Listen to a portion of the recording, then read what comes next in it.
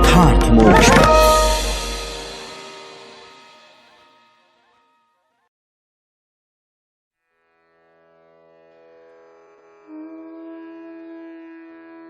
त्रयोविंशः सर्गः। रावण के द्वारा निवात कवचों से मैत्री, कालकेयों का वध तथा वरुण पुत्रों की पराजय। अगस्त्य जी कहते हैं, रघुनंदन, देवेश्वर यम को पराजित करके युद्ध का हौसला रखने वाला दशग्रीव रावण अपने सहायकों से मिला। उसके सारे अंग रक्त से नहा उठे थे और प्रहारों से जर्जर हो गए थे। इस अवस्था में रावण को देखकर उन राक्षसों को बड़ा विस्मय हुआ। महाराज की जय हो, ऐसा कहकर रावण की अभ्युदय कामना करके वे मारीच आदि सब राक्षस पुष्पक विमान पर बैठे। उस समय रावण ने उन सब को सांत्वना दी। तदनंतर वो राक्षस रसातल में जाने की इच्छा से दैत्यों और नागों से सेवित तथा वरुण के द्वारा सुरक्षित जल निधि समुद्र में प्रविष्ट हुआ। नागराज वासुकी द्वारा पालित भोगवती पुरी में प्रवेश करके उसने नागों को अपने वश में कर लिया और वहां से हर्षपूर्वक मणिमयी पुरी को प्रस्थान किया। उस पुरी में निवात कवच नामक दैत्य रहते थे, जिन्हें ब्रह्मा जी से उत्तम वर प्राप्त थे। उस राक्षस ने वहां जाकर उन सब को युद्ध के लिए ललकारा। वे सब दैत्य बड़े पराक्रमी और बलशाली थे, नाना प्रकार के अस्त्र शस्त्र धारण करते थे तथा युद्ध के लिए सदा उत्साहित एवं उन्मत्त रहते थे। उनका राक्षसों के साथ युद्ध आरंभ हो गया। वे राक्षस और दानव कुपित हो एक दूसरे को शूल, त्रिशूल, वज्र, पट्टिश, खड्ग और फरसों से घायल करने लगे। उनके युद्ध करते हुए 1 वर्ष से अधिक समय व्यतीत हो गया, किंतु उनमें से किसी भी पक्ष की विजय या पराजय नहीं हुई। तब त्रिभुवन के आश्रयभूत अविनाशी पितामह भगवान ब्रह्मा एक उत्तम विमान पर बैठकर वहां शीघ्र आए। बूढ़े पितामह ने निवात कवचों के उस युद्ध कर्म को रोक दिया और उनसे स्पष्ट शब्दों में यह बात कही, दानवों, समस्त देवता और असुर मिलकर भी युद्ध में इस रावण को परास्त नहीं कर सकते। इसी तरह समस्त देवता और दानव एक साथ आक्रमण करें तो भी वे तुम लोगों का संहार नहीं कर सकते। तुम दोनों में वरदान जनित शक्ति एक सी है, इसलिए मुझे तो ये अच्छा लगता है कि तुम लोगों के साथ इस राक्षस की मैत्री हो जाए, क्योंकि सुहृदों के सभी अर्थ एक दूसरे के लिए समान होते हैं, पृथक पृथक बटे नहीं रहते हैं। निसंदेह ऐसी ही बात है। तब वहां रावण ने अग्नि को साक्षी बनाकर निवात कवचों के साथ मित्रता कर ली। इससे उसको बड़ी प्रसन्नता हुई। फिर निवात कवचों से उचित आदर पाकर वो 1 वर्ष तक वहीं टिका रहा। उस स्थान पर दशानन को अपने नगर के समान ही प्रिय भोग प्राप्त हुए। उसने निवात कवचों से 100 प्रकार की मायाओं का ज्ञान प्राप्त किया। उसके बाद वो वरुण के नगर का पता लगाता हुआ रसातल में सब ओर घूमने लगा। घूमते घूमते वो अश्म नामक नगर में जा पहुंचा, जहां कालकेय नामक दानव निवास करते थे। कालकेय बड़े बलवान थे। रावण ने वहां उन सब का संहार करके शूर्पणखा के पति उत्कट बलशाली अपने बहनोई महाबली विद्युजिह्व को, जो उस राक्षस को समरांगण में चाट जाना चाहता था, तलवार से काट डाला। उसे परास्त करके रावण ने 2 ही घड़ी में 400 दैत्यों को मौत के घाट उतार दिया। तत्पश्चात उस राक्षस राज ने वरुण का दिव्य भवन देखा, जो श्वेत बादलों के समान उज्जवल और कैलाश पर्वत के समान प्रकाशमान था।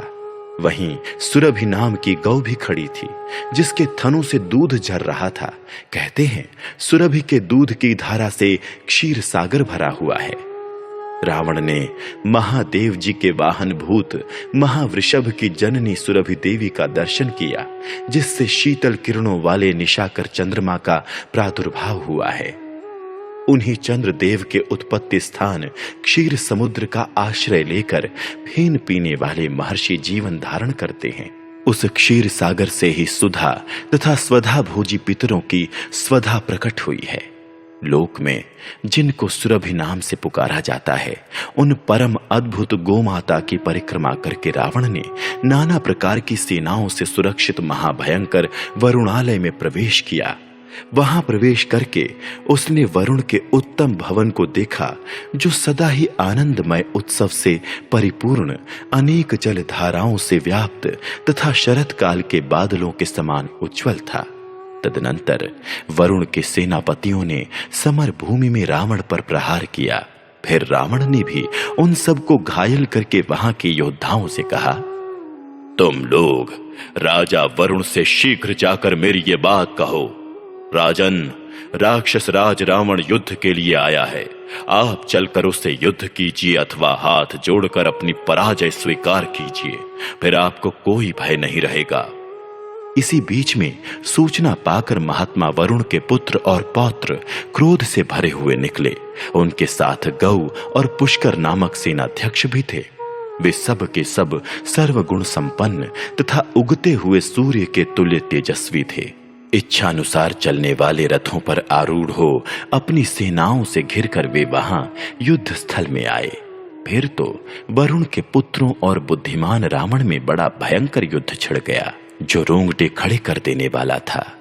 राक्षस दशग्रीव के महापराक्रमी मंत्रियों ने एक ही क्षण में वरुण की सारी सेना को मार गिराया। युद्ध में अपनी सेना की यह अवस्था देख वरुण के पुत्र उस समय बाण समूहों से पीड़ित होने के कारण कुछ देर के लिए युद्ध कर्म से हट गए।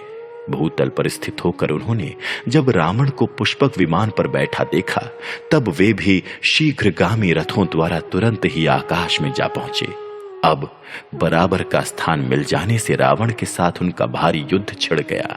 उनका वो आकाश युद्ध देव दानव संग्राम के समान भयंकर जान पड़ता था। उन वरुण पुत्रों ने अपने अग्नि तुल्य तेजस्वी बाणों द्वारा युद्ध स्थल में रावण को विमुख करके बड़े हर्ष के साथ नाना प्रकार के स्वरों में महान सिंहनाद किया। राजा रावण को तिरस्कृत हुआ देख महोदर को बड़ा क्रोध हुआ। उसने मृत्यु का भय छोड़कर युद्ध की इच्छा से वरुण पुत्रों की ओर देखा। वरुण के घोड़े युद्ध में हवा से बातें करने वाले थे और स्वामी की इच्छा के अनुसार चलते थे। महोदर ने उन पर गदा से आघात किया। गदा की चोट खाकर वे घोड़े धराशायी हो गए। वरुण पुत्रों के योद्धाओं और घोड़ों को मारकर उन्हें रथहीन हुआ देख महोदर तुरंत ही जोर जोर से गर्जना करने लगा। महोदर की गदा के आघात से वरुण पुत्रों के वे रथ घोड़ों और श्रेष्ठ सारथियों सहित चूर चूर हो पृथ्वी पर गिर पड़े। महात्मा वरुण के वे शूरवीर पुत्र उन रथों को छोड़कर अपने ही प्रभाव से आकाश में खड़े हो गए। उन्हें तनिक भी व्यथा नहीं हुई। उन्होंने धनुषों पर प्रत्यंचा चढ़ाई और महोदर को क्षत विक्षत करके एक साथ कुपित हो रावण को घेर लिया। फिर वे अत्यंत कुपित हो किसी महान पर्वत पर जल की धारा गिराने वाले मेघों के समान धनुष से छूटे हुए वज्रतुल्य भयंकर सहायकों द्वारा रावण को विदीर्ण करने लगे। ये देख दशग्रीव प्रलय काल की अग्नि के समान रोष से प्रज्वलित हो उठा और उन वरुण पुत्रों के मर्म स्थानों पर महाघोर बाणों की वर्षा करने लगा। पुष्पक विमान पर बैठे हुए उस दुर्धर्ष वीर ने उन सब के ऊपर विचित्र मूसलों, सैकड़ों भल्लों, पट्टिशों, शक्तियों और बड़ी बड़ी शतघ्नियों का प्रहार किया। उन अस्त्र शस्त्रों से घायल हो वे पैदल वीर पुनः युद्ध के लिए आगे बढ़े, परंतु पैदल होने के कारण रावण की उस अस्त्र वर्षा से सहसा संकट में पड़कर बड़ी भारी कीचड़ में फंसे हुए 60 वर्ष के हाथी के समान कष्ट पाने लगे। वरुण के पुत्रों को दुखी एवं व्याकुल देख महाबली रावण महान मेघ के समान बड़े हर्ष से गर्जना करने लगा। जोर जोर से सिंहनाद करके वो निशाचर पुनः नाना प्रकार के अस्त्र शस्त्रों द्वारा वरुण पुत्रों को मारने लगा, मानो बादल अपनी धारावाहिक वृष्टि से वृक्षों को पीड़ित कर रहा हो। फिर तो वे सभी वरुण पुत्र युद्ध से विमुख हो पृथ्वी पर गिर पड़े। तत्पश्चात उनके सेवकों ने उन्हें रणभूमि से हटाकर शीघ्र ही घरों में पहुंचा दिया। तदनंतर उस राक्षस ने वरुण के सेवकों से कहा, अब वरुण से जाकर कहो कि वो स्वयं युद्ध के लिए आएं।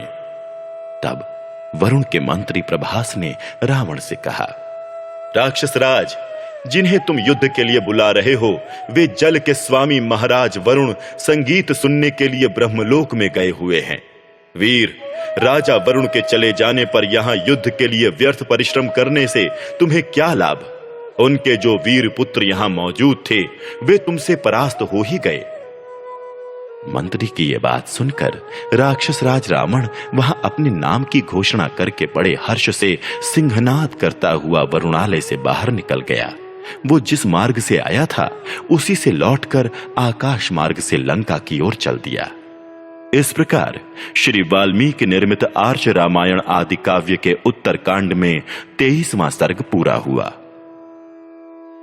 चतुर्विंशः सर्गः रावण द्वारा अपहृत हुई देवता आदि की कन्याओं और स्त्रियों का विलाप एवं शाप, रावण का रोती हुई शूर्पणखा को आश्वासन देना और उसे खर के साथ दंडकारण्य में भेजना।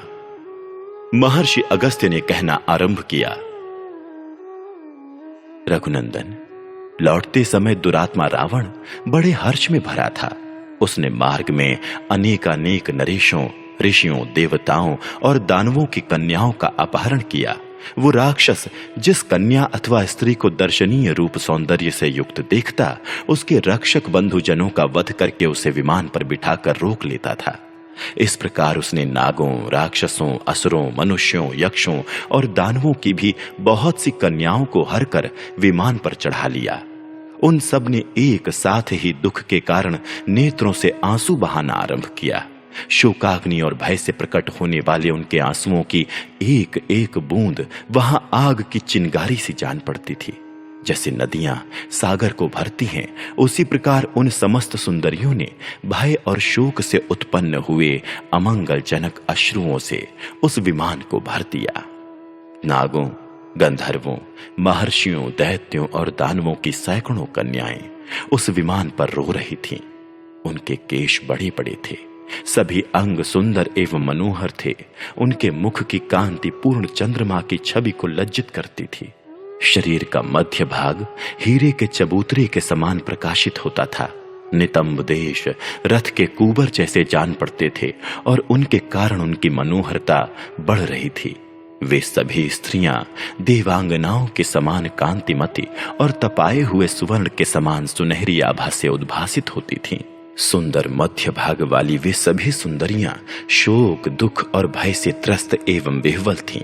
उनकी गरम गरम निःश्वास वायु से वो पुष्पक विमान सब ओर से प्रज्वलित सा हो रहा था और जिसके भीतर अग्नि की स्थापना की गई हो, उस अग्निहोत्र गृह के समान जान पड़ता था। दशग्रीव के वश में पड़ी हुई वे शोकाकुल अबलाएं सिंह के पंजे में पड़ी हुई हरिणियों के समान दुखी हो रही थीं। उनके मुख और नेत्रों में दीनता छा रही थी और उन सब की अवस्था 16 वर्ष के लगभग थी। कोई सोचती थी, क्या ये राक्षस मुझे खा जाएगा? कोई अत्यंत दुख से आर्त हो इस चिंता में पड़ी थी कि क्या ये निशाचर मुझे मार डालेगा। वे स्त्रियां माता, पिता, भाई तथा पति की याद करके दुख शोक में डूब जाती और एक साथ करुणाजनक विलाप करने लगती थीं। हाय, मेरे बिना मेरा नन्हा सा बेटा कैसे रहेगा? मेरी मां की क्या दशा होगी और मेरे भाई कितने चिंतित होंगे? ऐसा कहकर वे शोक के सागर में डूब जाती थीं।